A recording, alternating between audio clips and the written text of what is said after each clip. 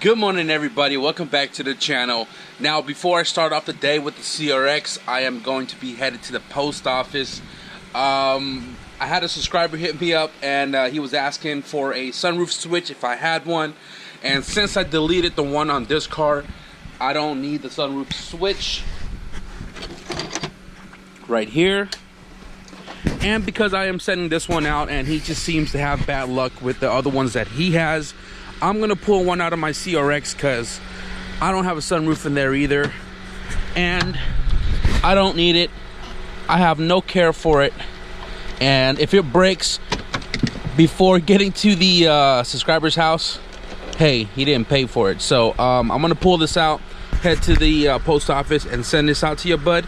And then I'm gonna tell you what I'm gonna be doing with the CRX today. So guys, when you guys comment on any of my videos, it goes straight to my phone and I read them pretty much real time. And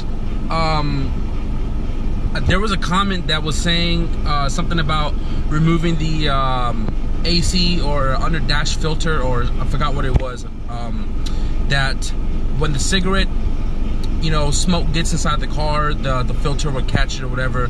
And now that I'm kicking the AC on, which is super cold, which is a plus, but holy shit, it smells like cigarette again. I'm gonna have to change the cabin filter to get rid of that you know, smoke infested filtration paper or whatever it's made of. But damn. All right, so I am going to hook up the scanner back into the car here. I had a question the other day to see how many miles does it take for the check engine light come back for a the TCM, which was a solenoid wire that I fixed, and I only have one code now, one of one. So the TCM code has not come back on. Transmission still shifting smooth. I am 17 miles since the repair. I can't tell you if your wire or your plug is messed up or your sensor itself is messed up, but I don't have that check engine anymore. Although I still have the P1382, which I know is obviously the distributor. So what I'm going to do is another day, I'm going to pull out the other Dizzy that I pulled out from my box. I am going to swap the guts over, and then I am also going to depin the current plug on this car to work with that Dizzy, so that I could run that Dizzy to see if that check engine light comes back.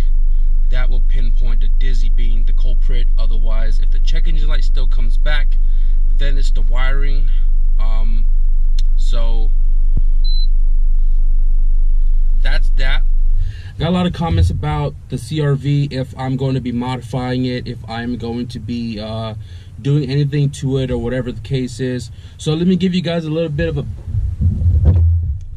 backstory with the CRV. My aunt got her car, you know, stolen one too many times, broken axles, brakes, everything was so janked on her Accord that she ended up just selling it to the state for, I think, $1,000. I'm not 100% positive, but she no longer has her car, and she's been walking to the hospital, she's been walking to the store, she's been walking to other places, and she is, you know, pretty elderly. So my parents been looking for a car for her for quite some time now, and we were trying to get one for her for Christmas, but we didn't find anything in the budget range, because she only drives a car around the block and stuff like that. Well, not around the block, but like locally, inside roads and stuff, no freeway.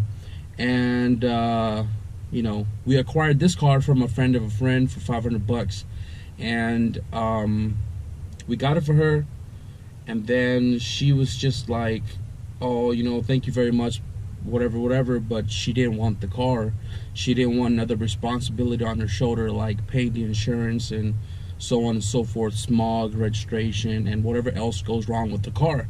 So we ended up getting stuck with the car. Not a big deal, honestly. You know, paid my parents back, and now I have the title to the car, but it's not registered just yet because I'm not 100% sure what I want to do. Although I love the CRV and I finally got my hand on a all-wheel drive CRV, it's just like, do I really need it? Do I really need it as of now, because I have 3 cars in the driveway plus the truck? So like, am I in the position to have a 5th car? More to say. So the plan with the car is, obviously I'm doing all the repair work. I'm getting it all buttoned up and cleaned up. The interior is really nice and clean. I did the fender, the hood, the headlights. I'm still looking for a lower control arm. You know, budget wise, like I said, I'm not trying to spend too much money into the car. Drives fine, except, you know, the clunky noise. And the plan is, after the car is all said and done, I am going to be selling it to my uncle for his daughter, because he has 3 daughters and a son. 2 of them drive, the 3rd has a permit, and she's about to start driving soon, so he needs another car for his daughter, because they're all, 2's in college and 1's on her way to college, I think this year.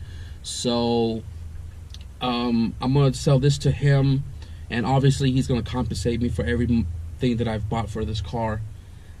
So that's the plan, guys. I'm not holding on to the car. I am driving it around. I am enjoying it a little bit. Hopefully this will help me find a clean one in the near future if I really wanted a CRV as a daily. Other than that, that is pretty much what's going to happen with the CRV. Oh boy, them headlights. All right, well, check out this back door right here. This is the reason why I want to get the other door. The paint seems to match it really nicely, other than the pinstripe. So if I go and snag that door, polish this paint thing right here, and the rear as well, I think this should match up really, really nicely. So probably tomorrow, because my mom's driving the van. My tools are all in there. But yeah, so the CRX. I told myself I'm gonna wake up early and I'm gonna stop bitching around. Today, I'm gonna pull the freaking motor and get the engine bay all situated. I want to start pulling this motor out so I can stop slacking on it, get it all back in, get the clutch line, the pedal, make sure everything bleeds, make sure everything goes into gear, put the dash back on, all that stuff way before track, so that way, if possible, I'll go and tune the car. You know, but if not, I'll have the car at least up and running weeks prior to the race day in March. So I'm pretty much just gonna time lapse everything, just because I've shown you guys this many times before. Axle, shift linkage, in my case, shift cables, drain fluid, just a radiator, because I'm not draining oil until I'm ready to put in the new oil. Drain transmission fluid, radiator, pull everything out under the car.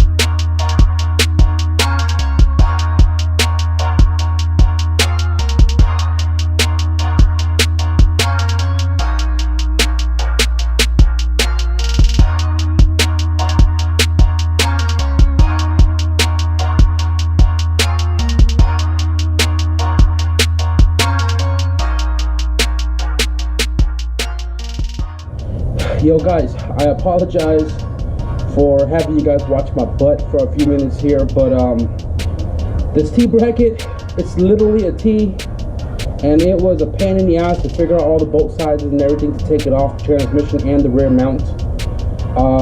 But I got it off, and I may reuse this just because it works and it's easy to install since it's 2-piece. It's actually 3-piece. The third one is still connected to the transmission, but I think when I put the motor back in, I'm going to reuse this homemade bracket. So carry on.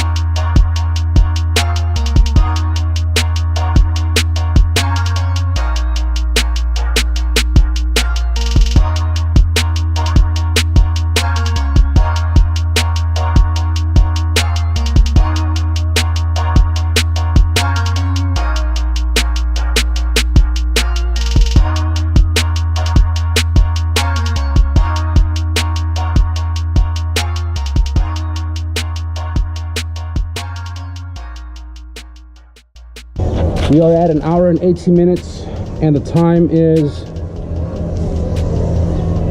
3:51. And like I've mentioned, the T bracket was a pain in the booty hole.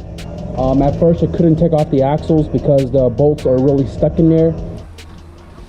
So I was cleaning up the engine bay a little bit here, and took notice on a lot of frame modifications.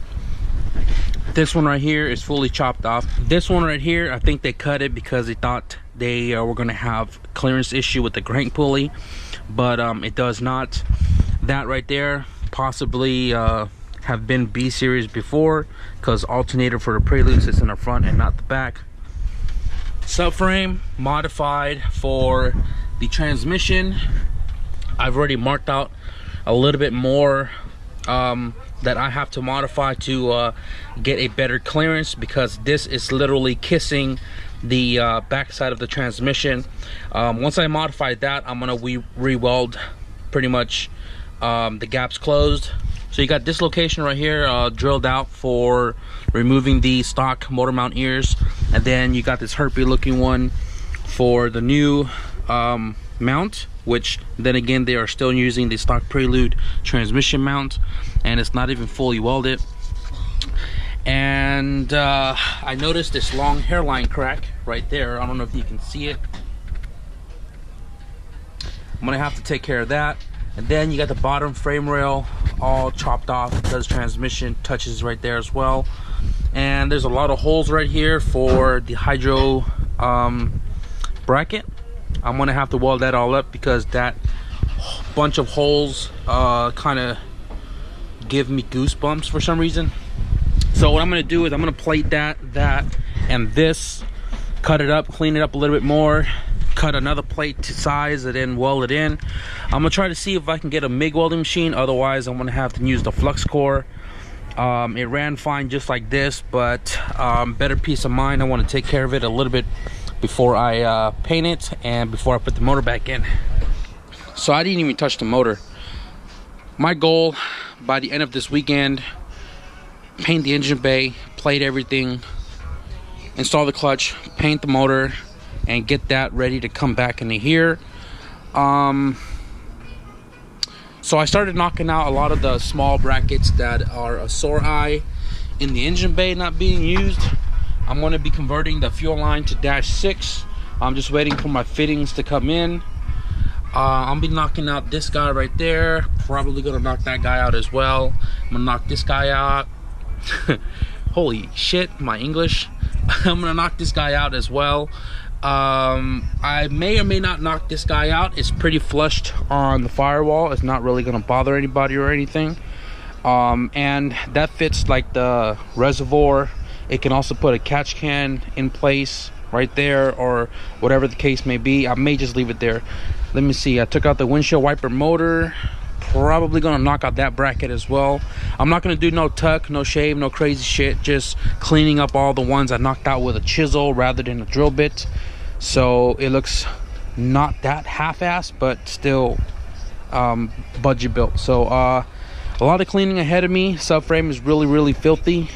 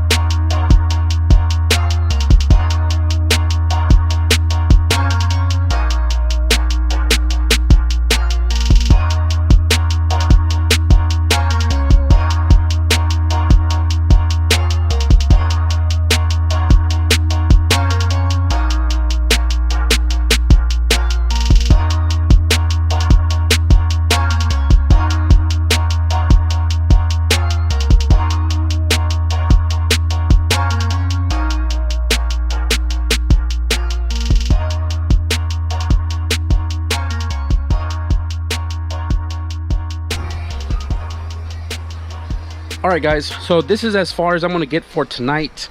I welded in the holes where I knocked off the brackets and stuff, and a few other miscellaneous holes that were I guess self-tapped in or something. There's still one more right there, which I'm not gonna sweat that one. Got these guys all welded up. So are these in the front right here. I'm gonna cut this one here because I don't want to be all over the place with the video. I want to keep it topic related. So today we're swapping out the motor. Tomorrow I'm going to focus on the engine bay and get it as much prepared as possible for the weekend, and hoping that I am able to lay some paint down.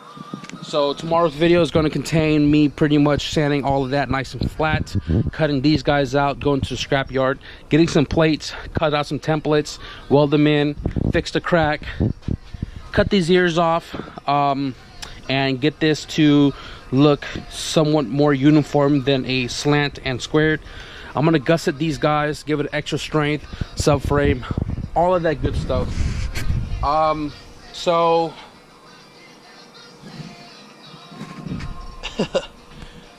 you always got to have that one dirty or messed up clothes that you can use to work on cars. I use this to work on cars, but plus it is dark, you know what I'm saying.